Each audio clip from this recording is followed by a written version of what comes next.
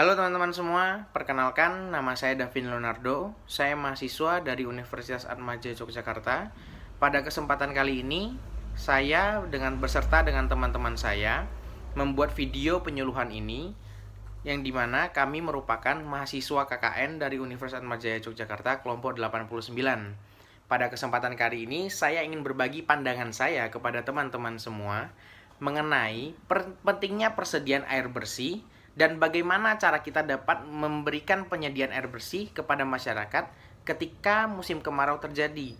Karena seperti yang kita ketahui, persediaan air bersih merupakan salah satu penunjang bagi kesehatan hidup masyarakat di Indonesia. Pada kesempatan kali ini, saya ingin berbagi mengenai drainase berwawasan lingkungan. Mengapa drainase? Dan mengapa harus berwawasan lingkungan? Pada dasarnya, drainase berwawasan lingkungan, konsepnya itu seperti drainase. Seperti yang kita ketahui, drainase merupakan suatu tempat sebagai penampungan atau pembuangan air yang kita buat untuk menampung air atau kita alirkan untuk kita buang air tersebut. Namun kali ini kita memberikan drainase berwawasan lingkungan. Mengapa demikian? Drainase berwawasan lingkungan penting pada saat dan pada zaman seperti ini karena pada zaman seperti ini banyak telah terjadi pembangunan baik di desa maupun di kota sehingga tanah yang seharusnya menjadi tempat resapan air semakin berkurang. Daerah-daerah tanah yang harusnya menjadi resapan air semakin menipis lahan-lahan tersebut. Sehingga penting bagi kita untuk tetap menjaga kelestarian tanah yang berada di sekitar kita.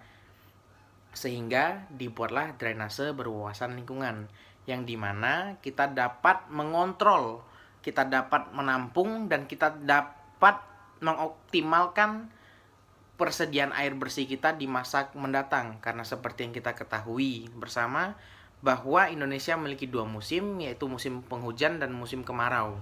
Yang dimana pada saat ini kita tidak dapat memprediksi bagaimana keberlangsungan kedua musim tersebut. Sedangkan kebutuhan air bersih bagi kehidupan kita harus ada setiap saat dan harus terus berlanjut dari masa ke masa.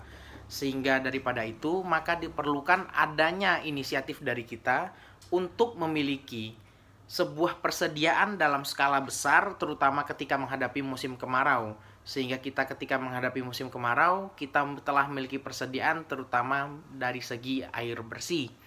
Dari drainase berwawasan lingkungan ini dapat menjadi salah satu solusi bagi kita ketika menghadapi musim kemarau tersebut.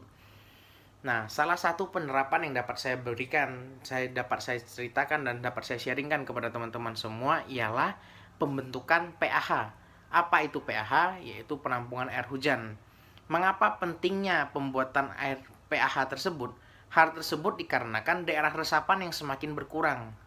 Daerah resapan yang berkurang seperti yang telah saya jelaskan di pertama tadi ialah dengan adanya pembangunan yang masif dan terus berkelanjutan sehingga daerah-daerah kita, daerah resapan kita semakin berkurang, terutama masyarakat yang tinggal di tepian, sehingga ketika daerah resapannya berkurang dapat terjadi longsor ketika terdapat kelebihan air dan tidak dapat diresap dengan maksimal.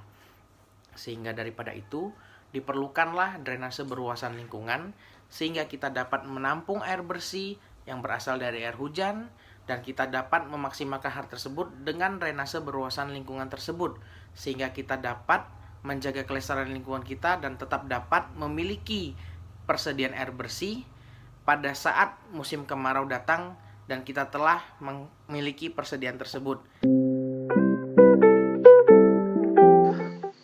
Terdapat beberapa dampak stunting yang dapat terjadi pada anak. Yang pertama adalah dampak jangka pendek, yaitu terganggunya perkembangan otak, kecerdasan, dan pertumbuhan fisik anak. Lalu untuk jangka panjang sendiri, anak dapat mengalami gangguan kognitif, lalu kekebalan tubuh melemah, dan beresiko dalam menderita penyakit berbahaya di usia dewasa.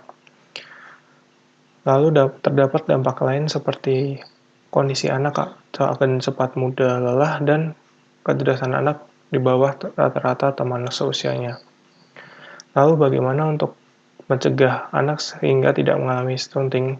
Terdapat beberapa cara yang dapat dilakukan untuk mencegah, seperti melakukan pemeriksaan kehamilan, menghindari asap rokok, memenuhi nutrisi ibu dan anak, pemberian ASI eksklusif kepada anak, dan melakukan pola hidup bersih dalam kehidupan sehari-hari. Lalu bagaimana untuk menangani stunting sendiri? Untuk menangani stunting sendiri dapat dibagi menjadi 5 kategori. Yang pertama adalah kategori ibu hamil. Pada ibu hamil sendiri dapat dilakukan pemantauan kesehatan secara optimal, lalu pemeriksaan janin secara rutin, mengkonsumsi makanan yang bergizi, dan melakukan konsultasi terhadap tenaga medis jika anak mengalami gejala stunting.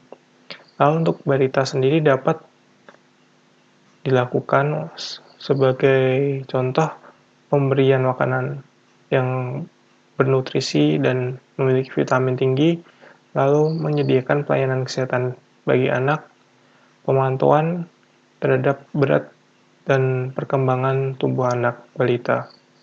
Lalu untuk kategori anak usia sekolah dapat dilakukan pemenuhan gizi sesuai dengan kebutuhan tubuh anak, lalu mengajarkan anak mengenai pentingnya mengkonsumsi makanan bergizi dan menjaga kesehatan, lalu melakukan pemantauan terhadap kesehatan dan kemampuan kognitif anak. Lalu untuk kategori remaja, orang tua dapat memberitahu kepada anak remaja mengenai pentingnya menjaga kesehatan reproduksi dan mengajarkan dalam mengenai penerapan pola hidup sehat dalam aktivitas sehari-hari. Untuk kategori dewasa muda dapat dilakukan pemahaman seputar keluarga berencana, pendeteksi penyakit menular dan tidak menular, menerapkan pola hidup bersih dan mengkonsumsi makanan yang bergizi. Lalu untuk kesimpulan sendiri dari materi pencegahan stunting, yaitu orang tua sangat berperan penting dalam pencegahan stunting yang dapat terjadi pada anak. Oleh karena itu, orang tua sebaiknya menjaga anak sejak dalam kandungan agar anak dapat terhindar dari penyakit stunting dan dapat tumbuh secara sehat. Rayu Cegah Stunting. Apa sih Rayu Cegah Stunting itu? Nah, Rayu Cegah Stunting ini adalah suatu rancangan kampanye komunikasi digital yang nanti dibuat oleh kelompok KKN 89. Nah, buat kalian-kalian yang mungkin pengen tahu informasi lebih lanjut dan mungkin lebih tahu isu-isu yang lebih lanjut, nah pas banget nih. Karena nanti rancangan program kampanye ini akan bertujuan yang pertama untuk mengajak masyarakat, khususnya Padukuhan Rayu dan juga masyarakat di Indonesia untuk sadar akan pentingnya pencegahan stunting sejak dini.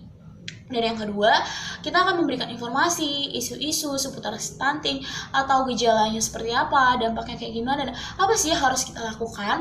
Dan yang terakhir, kita juga mengajak kalian untuk berperan aktif dalam melawan pencegahan stunting ini. Jadi di sini kalian harus bisa berperan aktif, bergerak aktif untuk melawan stunting. Nah, nanti rancangan program kampanye ini harapannya bisa mengubah kesadaran masyarakat terkait dengan parahnya stunting, bahaya stunting gitu. So, tunggu apa lagi? Mari terus bergerak, jangan berhenti di sini. Mari terus kita bergerak melawan stunting.